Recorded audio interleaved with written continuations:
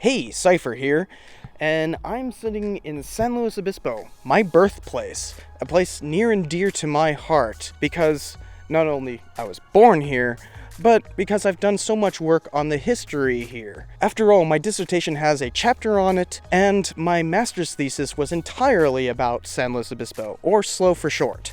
And it goes so much deeper than that. For instance, my father was the director of the museum here, so you could say SLO's history is in my veins. So I've got a few questions about all this that matters not just about SLO history, but for all history all the time. What makes something historic? Is it simply that it's old? Does it have a good story behind it? Is it important to promoting the area, or is it something deeper? Well, I'm actually here to argue that it's none of that.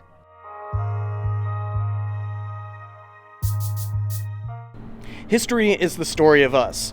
We decide what's important about the past in the present as we're constructing that narrative. And just like this wall illustrates, what manages to stick around is what we choose to make important. So let's talk about how that happens. So joining me today is Dave from City Beautiful to answer this incredibly important question. You'd be surprised to know how much historicity or fidelity to history impacts city planning. And indeed, both fields, both history and city planning, are incredibly interwoven, and city planning has a huge impact on what makes something historical. Be sure to check out City Beautiful's episode here. There is a lot to historic districting and designations. So in order to understand that, and San Luis Obispo here, let's get a little bit of history to answer that question of what makes something historic.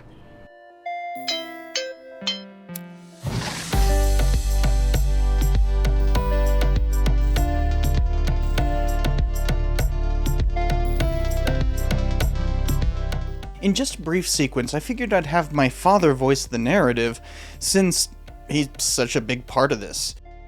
Hello, I'm Mark Hall Patton, and back in the late 80s and early 90s, I was the director of this museum that you see behind me.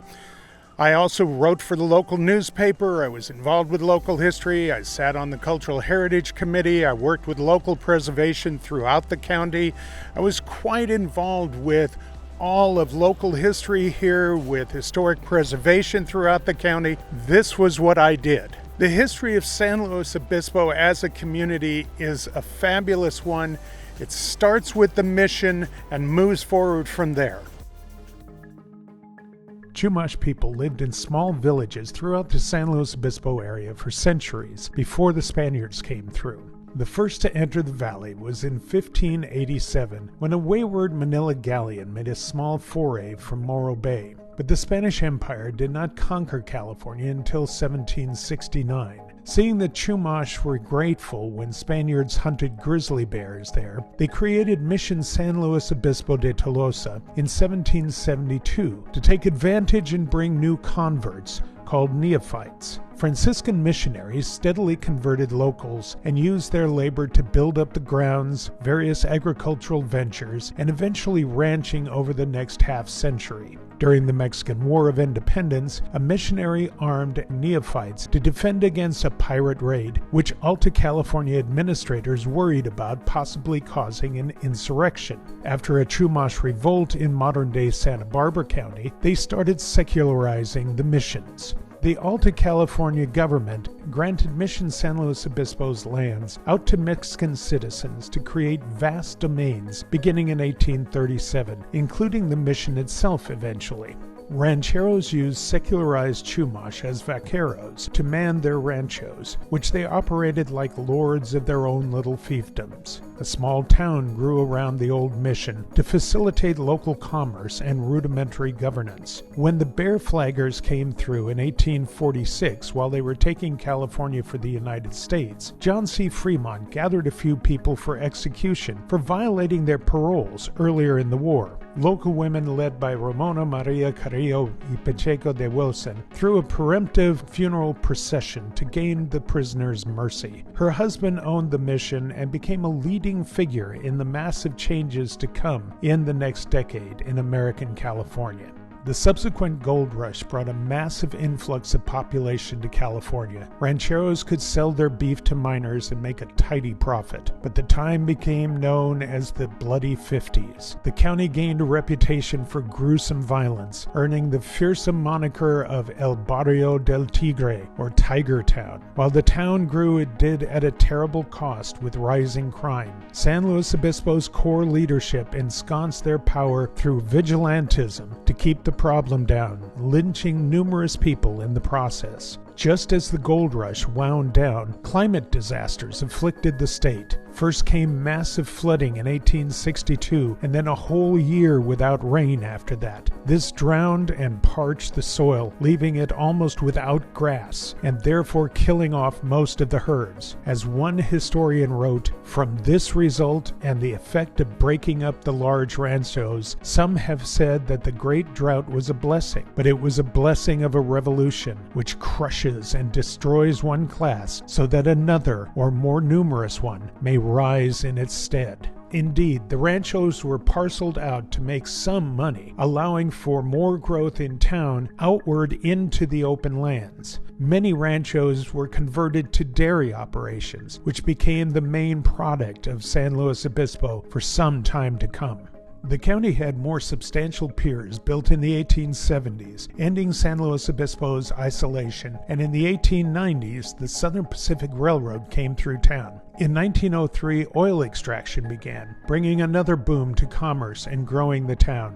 When that boom subsided, county agriculture shifted to fruit growing as well, which led it to eventually having more strawberries grown here than anywhere else in the nation. You can see that at the farmers market every Thursday, along with the local barbecue style with the unique tri-tip cut that came from the ranchero days. Starting in the 1960s, the wine industry flourished as well, with the Edna Valley and Paso Robles area becoming well-venerated appellations. To take advantage of this growing prosperity, Cal Poly was established in 1901. It started as a small polytechnic school, but eventually became a major university in the CSU system. For years, the biggest event in town was a science fair at Cal Poly called Poly Royal. It was quite the party scene, but in 1990 it got out of hand, leading to a citywide riot. No more Poly Royal after that, but San Luis Obispo remains a happening place, even having the police crash a Mardi Gras party as though it was a riot in 2004. The town has been through many changes. So there's a lot of history to San Luis Obispo, but how does the city preserve that? Well, there's several different layers of protection meant for different things, from the international designation of UNESCO World Heritage Sites through national, state, county, and municipal lists. Each of those layers serve a different purpose. In town, there are 13 different properties on the National Register of Historic Places out of 37 in the county. There are 3 California historic landmarks in the city and 13 in the county. Both of these lists come with specific regulations and funding to maintain and restore the structures. But the city itself has over 200 on its municipal list, with many whose owners have entered into specific agreements to conserve their grounds. Beyond that, there are 5 historic districts, which require distinct architectural and civil engineering styles. So there's a bunch of stuff already recognized as historic and slow, which all have preservation in mind. Each list has its own requirement for submission and approval, all of which have some kind of proof of historic importance as a part of the process. So let's take the City of Slow's version. They've had several cultural heritage commissions, which decided the historic districting and list of historically notable properties. So this is designation by committee, as in they decide what is historic or not, and what kind of preservation that entails. Now, I can tell you from experience that some of these things are fairly onerous to property owners. For years, drafting was my main job, and I'm pretty good at AutoCAD. So when I was in Slow, I had to deal with a few of these regulations, and they basically restrict any kind of modification whatsoever, to the point of making adjacent construction rather difficult. In creating this project right here, called the Downtown Terrace. We had to take extra care not to touch this 1874 house, the former residence of Sheriff David Narcos. The main water line and sewage line go right below my feet right here, and we had to cut the sidewalk, which was heavily regulated by the city's downtown historic district, specifically stating what color the sidewalk is and what kind of concrete it can be made out of and all that kind of stuff, and making sure to preserve this building behind me in the process. It was incredibly tough, but you can see how seriously the city takes historic districting. So a perfect example is this red house just behind me. This is historian Myron Angel's home. It's on the National Registry, the California Registry, the local municipal list, and it anchors Old Town Slow's historic district. So Myron Angel is actually a significant part of... Oh, son, let me do this part. I knew about his history before you were even born. All right. All righty. Now, Myron Angel started out as a miner. He was a rancher when he first came west, but when he came here to San Luis Obispo, he ended up with a newspaper here. He was the editor of the Daily Republic. He was the one that pushed the Southern Pacific to build into San Luis Obispo, and he was the one that got Cal Poly built. He was also the first historian of the state of Nevada. He was the first historian of San Luis Obispo. He was the first historian for a number of other counties because of his involvement with the Thompson and West Company. He was all around an extraordinary individual. He was one of those people that got San Luis Obispo to be what it was today. This is one of those examples of a house that is truly historic, not only for the house itself, but more especially for the associative value of the building. So this is an example of everything going right that makes something historic. But that's when you have committees agreeing and functional governance, luxuries that aren't easy to get. In researching this episode, I read a 2013 historic context statement drafted by Slow City. It's in my bibliography below, but it's actually rather terrible. There's so many ridiculous inaccuracies. But more importantly, it omits what makes so much of these sites historic. Even though it's, in its own words, the overarching goal of the historic context statement is to serve as a planning tool that will assist city staff and officials, residents, and interested stakeholders to identify those properties that tell the story of San Luis Obispo and contribute to the architectural, cultural, or social history of the city. Yet, they can't do that effectively when they refuse to hire local historians to write this stuff. Just look at all the red highlights, those mean problems.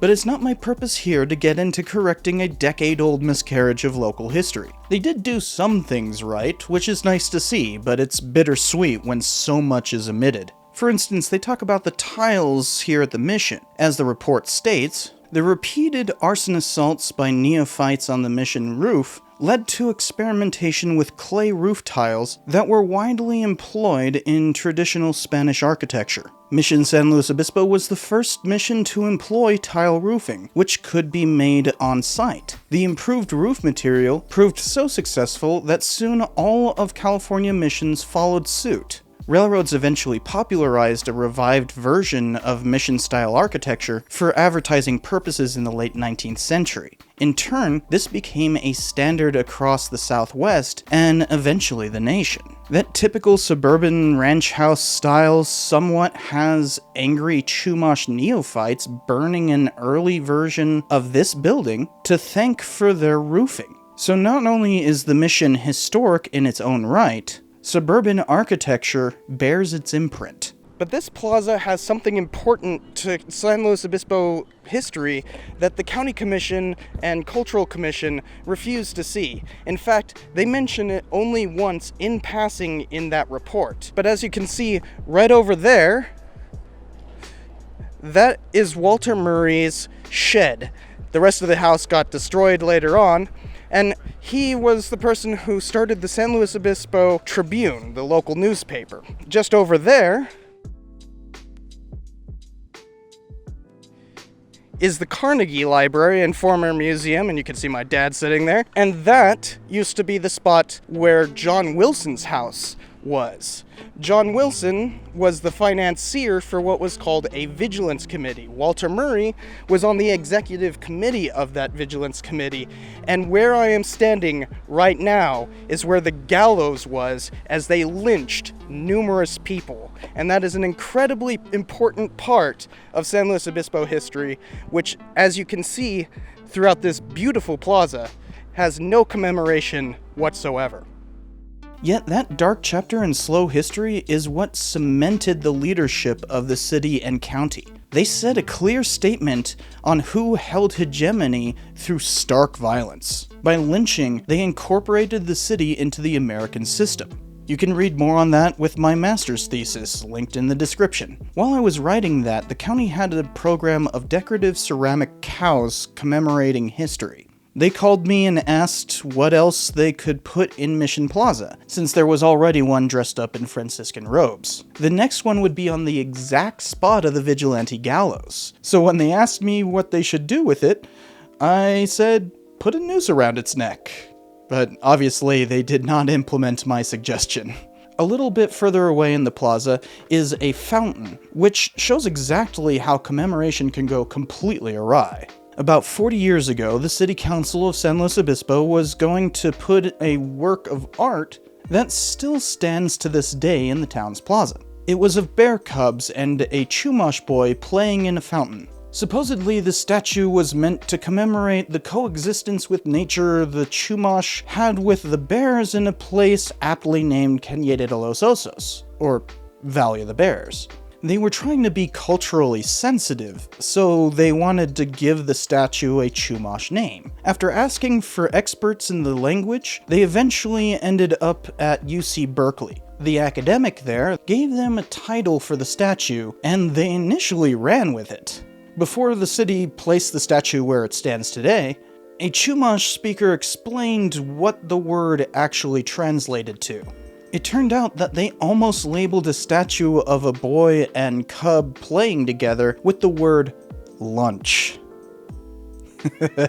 Whoops. That was stricken real quick and a new plaque mounted, but some of us don't forget. Not only is this a hilarious mistake, but it also speaks to some misguided notions that swept California at the time. Whereas Eurocentric paternalism had marked the orthodox perspective on pre-contact culture, what some call New Left history, or revisionist history, found its own racist inaccuracies, called noble savagery. Many people were coming to see American Indians as somehow timeless cultures that peacefully coexisted with nature, devoid of strife and ecological impact. Obviously, that was never a generally believed historiographic notion, but it took sway in many movies and, in this case, acts of monumental importance. Especially in the case of La Cañada de los Osos, Chumash had a particularly antagonistic relationship with grizzly bears. They ritualized and celebrated their hunting with clear hopes of extinction. When the Portola expedition came through, the bears that they killed there were met with exuberance by locals. They had long been poisoning them to try to get them to be weak enough to hunt with spears and arrows. And in fact, the Portola expedition initially ate one of these and got a little bit of poison themselves. Oops. And so Mission San Luis Obispo de Tolosa, the namesake of the city and the building that the bear fountain still resides in front of, was founded because the Spanish believed that they could attract more converts due to being able to hunt grizzly bears more readily and keep them at bay with modern weaponry. The statue is essentially a refutation of the very principle the town was founded upon, and calling it lunch simply pointed out the irony in that. It's just a classic story of historical inaccuracy coming to bite the perpetrators back. So there's tons of inaccurate beliefs that impact how SLO commemorates history. They have a place called Pirates Cove, based on the falsehood that the 1850s dock rings at Cave Landing were somehow meant to more bootleggers 70 years after the fact. People not knowing Spanish redundantly call places Tabletop Mesa, the Cuesta Grade, and Laguna Lake. They even spin the story that Bishop's Peak is so named because it barely resembles the peak of a bishop's hat, despite the fact that such hats didn't exist when it was named, and it's really just called Cerro Obispo for the town name, which Obispo just means bishop. Then they'll even go so far as to say that things should be pronounced in a Spanish way, despite them being unable to do that correctly themselves. You've got to learn to mispronounce correctly if you want to have any hope of fully understanding a locality. It's not Pasarobles, it's Pasarobles. Rant over.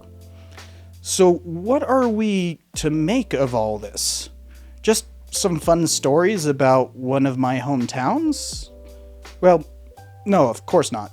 Every locale has its fair share of such stories. It's a messy process to designate historic places. Sometimes things get mistaken, like that fountain. Others get omitted for the sake of ignoring a dark past, like the Vigilante Gallows. But others get preserved, like the Angel House and Mission Slow. So let's take this back to where we started, with Bubblegum Alley. This kind of gross mess with a bunch of bubblegum on an alleyway wall started with high schoolers going back to at least the 1950s. At first, the city tried to clean it up, but the high schoolers kept sticking gum to the wall. Throughout the post-war era, high schoolers, got in a lot of trouble on the regular. They'd go drag racing around town, making government officials pop their monocles over the disturbance. That's actually why the weekly farmers market began, and the city disallows fast food drive-through windows. It was to stop the nuisance of drag racing high schoolers. Even Weird Al, who attended Cal Poly, wrote his earliest song about the city and included this lyric. Well, there's Bubblegum Alley and the local car rally, not to mention. Well, the car rally ended eventually, hence the farmers market. But Bubblegum Alley remains as an iconic staple of downtown SLO, regardless of local businesses' wishes. And that's really what makes something historic. It's not necessarily how old something is, whether a committee can agree if it matters, nor even if it actually is historically important. But really, just like the gum on this wall, history is what manages to stick around. Before you go, I want to thank my parents for helping so much with this episode. Mom operated the camera, and Dad checked the script. Also, don't forget to check out City Beautiful's video, linked in the description and end card. Now, on with the cat interruptions. And King's awake now, so he might be interrupting some. Ain't that right, boy? Meow. Meow.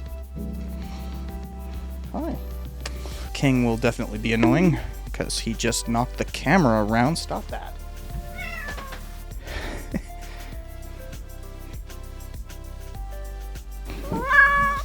You want it? You want it? Go get it.